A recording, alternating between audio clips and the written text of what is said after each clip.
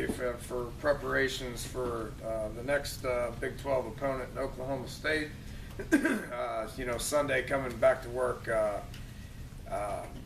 we took it easy on them just a little bit, a little easier than we had.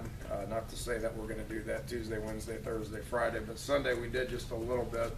I think we're at that point in the season where we won't practice on Sunday nights, and we'll remain doing that for the rest of the season. That's fairly common, but did get the Baylor game over with. Physical, very physical game. One of the more physical games that I've seen since I've been here.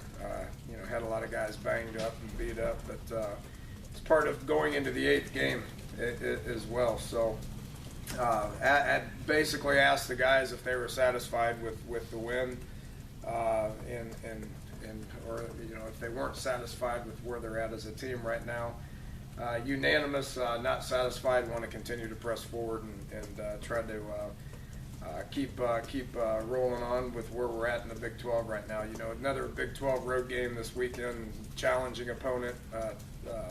Guys have won 8 to 11 games a year for the last 5 years or so, been to 8 straight bowl games. We understand who our opponent is. We know a lot about them, and we know that they're going to be ready to play. No game in the Big 12 is easy to play. It doesn't matter if you're playing at home. It doesn't matter if you're playing on the road. And to be quite frank, it really doesn't matter which of the 9 other opponents it is. So we got to be ready to go, and I think our guys will. Offensively, Coach Gundy's been doing the same stuff offensively there for quite some time. Is gonna put good running backs out there. Is gonna be physical. They got 3 guys at running back that they can put out there and can get the job done. Desmond Rowland's a big physical back. Tyreek Hill, they'll put him in the backfield. They'll put him at receiver. They'll move him everywhere. One of the more dynamic guys I've seen. Is one of the faster guys I've ever seen, one of the more dynamic guys I've seen as well. Dax Garman, their quarterback, is getting better. The thing with him, and I know quite a bit about it, that he's an Oklahoma kid that moved to Texas, didn't play his senior year, signed with Arizona, redshirted, didn't play, transferred to Oklahoma State, had to sit out a couple of years. So hasn't played a lot of football and is continuously getting better.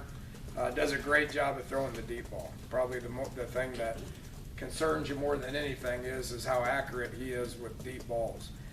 They got 4 or 5 receivers that are long and fast that can go get it. It's how they beat Texas Tech. So that's one thing that we're going to have to be able to do a good job of is defending their deep ball. Defensively, been doing the same stuff for quite some time, same stuff that they were doing when I was there.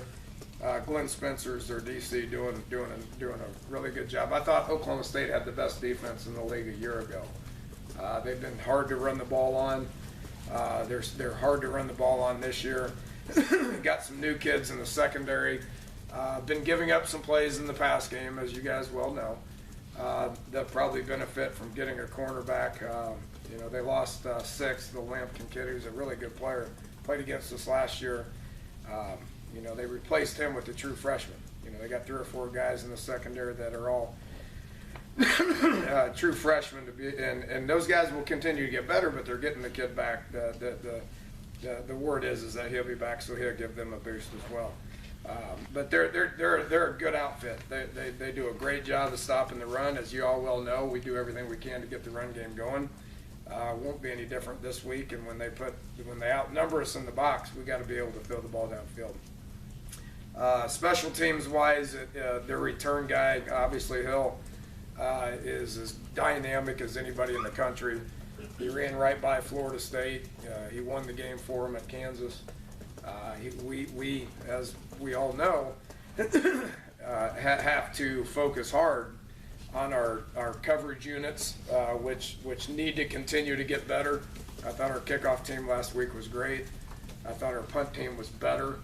But that's going to be a big part of the game that we need to continue to get better at. So we'll be challenging. We know it. We get it. We're ready to get back to work here today and have a good week of practice to be able to travel to Stillwater to play in. It's going to be hot.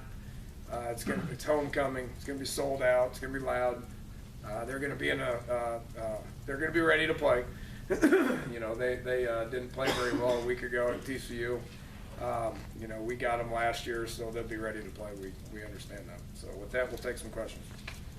You mentioned that TCU game last week. Do you think that makes them more dangerous, tougher opponent heading into their game this week? Well, in one sense, I mean, yeah, probably. But the other side of that is every game is going to be hard. You know, it doesn't matter, you know, what their record is. It doesn't matter, you know, who they played last week. We know who they are. We know they got good players. They got great coaches. They got great schemes. You know, they're last year they were very senior oriented, so they're replacing some guys because of graduation. Well, that's just college football. They've been recruiting well for the last decade. Their facilities are awesome. Their location's awesome. So they're going to get good quality kids there. So regardless of what happened last week, regardless of what happened last year, if we don't have our guys ready to play, then we're not going to play well. And they're capable of winning. Each and every game that we line up in, you know, we feel like we're capable of winning. But if we don't play well, we're gonna have our work cut out for us. And Coach takes something from every stop along the way. What did you take out of your year at Oklahoma State and working with Gundy? Whew, that was about 4 years ago.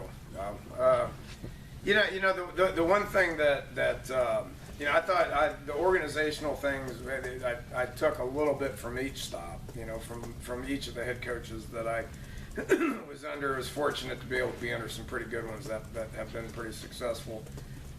You know, he's always been an old school minded football coach. Okay, he was a quarterback, tough kid. You know, Pat Jones was his head coach. He was an old school. You know, just play hard, play tough, play physical, play nasty. I mean, that was what he was brought up in under Coach Jones. And when I went to Oklahoma State, our offense started becoming more physical. There is a lot of at Texas Tech where we were physical, but we were always physical going backwards. You know, in pass protection and stuff like that. Where with the way his offense was geared with Joe Wickline and myself, it became a little bit more dig your hand down in the dirt and go forward, which is what you currently see. And I think did we see that in the Bella game? Yeah. Did we see that in the Bella game this week? Did you? Yeah. Oh, heck yeah. Our offense, and that's the way they play. That's the way they play. They're physical, and they're a run-first team, and they're going to punch you in the mouth. That's exactly what we did. We're equipped to do that because of recruiting, because of coaching, because of scheme, because of mentality. You know, got some older kids up front. We were very physical. We were as physical on Saturday as we've been in the 4 years that I've been here. You know, I'd like to think we started headed in that direction due to the fact that I was at Oklahoma State, and that was the mentality that existed there. You mentioned that they're going to try to stop the run first. Their secondary has been giving up those big plays. Do you see a lot of opportunities for you guys to maybe even change gears from what you did this past week and test that a little bit more? Oh, yeah, if we need to, we better be able to do it. That's no different than any game. If we don't do a very good job of running the ball because of we're not playing as physical as we need to because of what their scheme is trying to accomplish, then we better be able to protect and throw the ball down the field. You know, that's no different going into this game based on what their pass defense stats are as opposed to, you know, the first game of the year and what Alabama's pass defense stats were. You know, you got to be able to take what the defense is giving you and being able to execute it. Danny, he's had a number of offensive coordinators in a row because they've gone other places. But the way he tells it, they've all just kind of come in and run his offense and called his plays.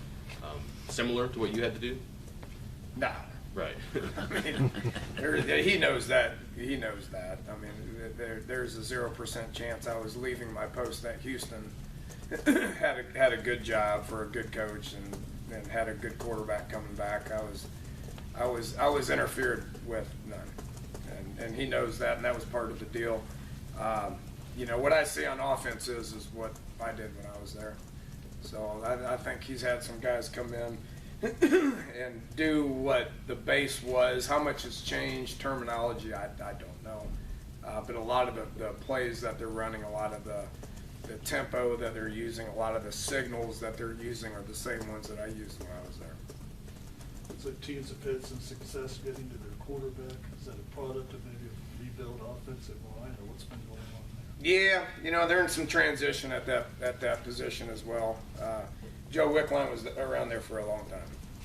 Good friend of mine is at Texas. You know, that's he's a good football coach. So there was some transition with bodies. They're in some transition with the coaching staff as well, much like what we went through a year ago.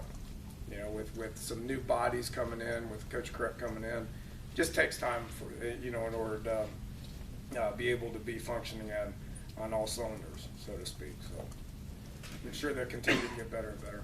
What did Saturday do for your guys' confidence as far as getting away you were able to get the Petty? Oh yeah, I mean we're a pretty confident bunch defensively right now. You know, Coach Gibby again. I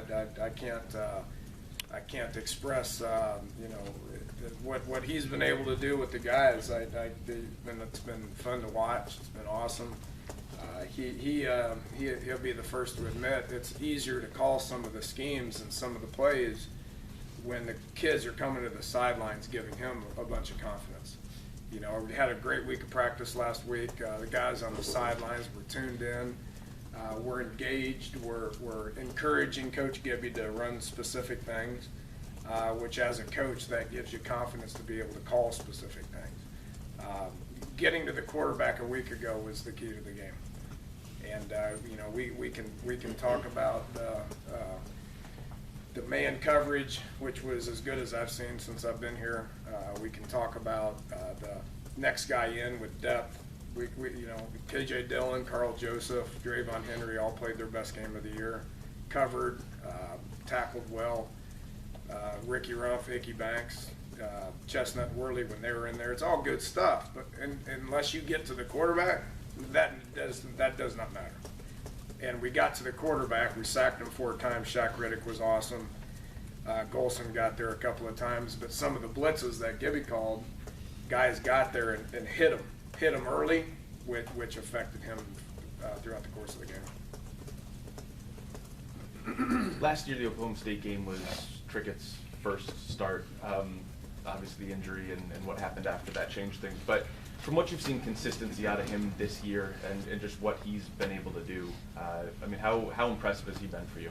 Good. He's been great. He understands the game. He's, you know, we've watched that game from last year and we weren't very good. I mean, it was painful to watch. We won the game defensively. We played well last year against them. We did enough on offense. Charles Sims made some plays, but we weren't very good. You know, so he's night and day better than what he was.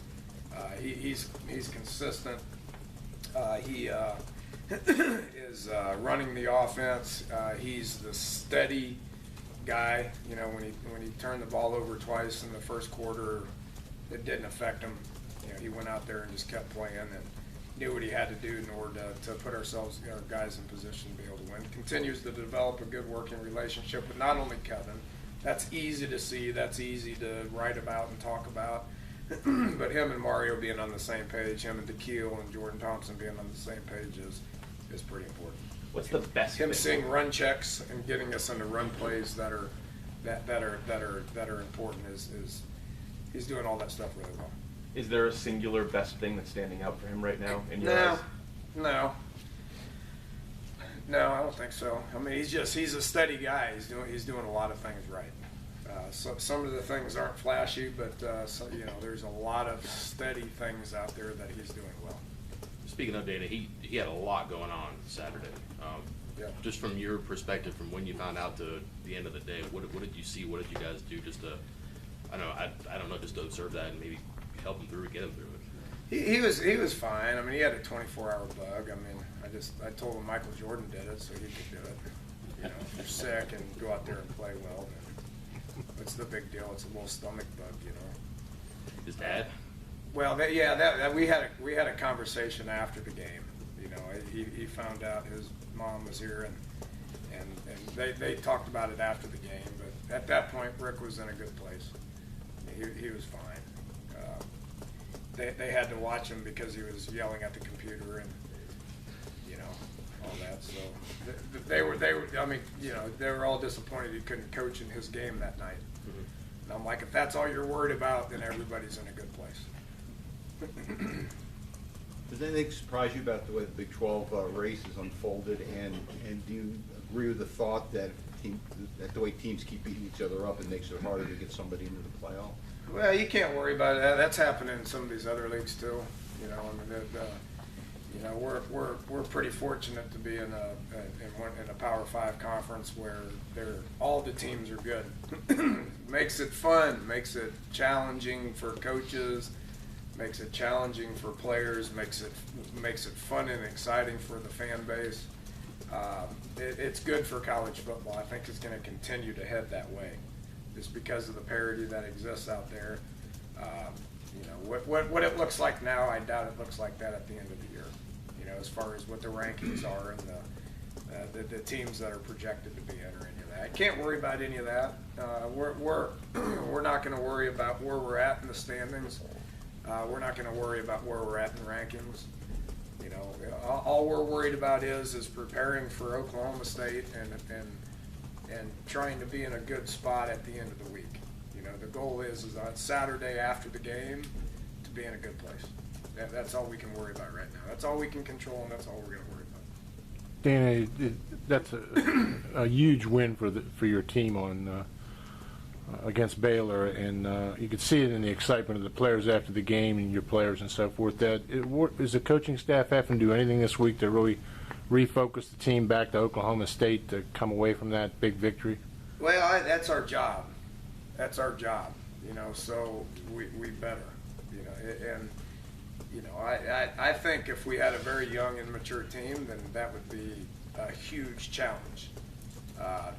We have a very experienced older team that likes each other, that plays hard for each other, that understands what we're trying to accomplish, and really what we're trying to accomplish is to win the next game.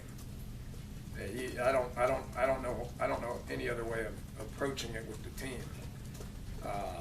And I think we got a lot of guys that have a lot of experience, that went through a lot last year, that went through a lot 2 years ago, that want to be in a good place at the end of the week. How much does that fall on your older guys? A lot.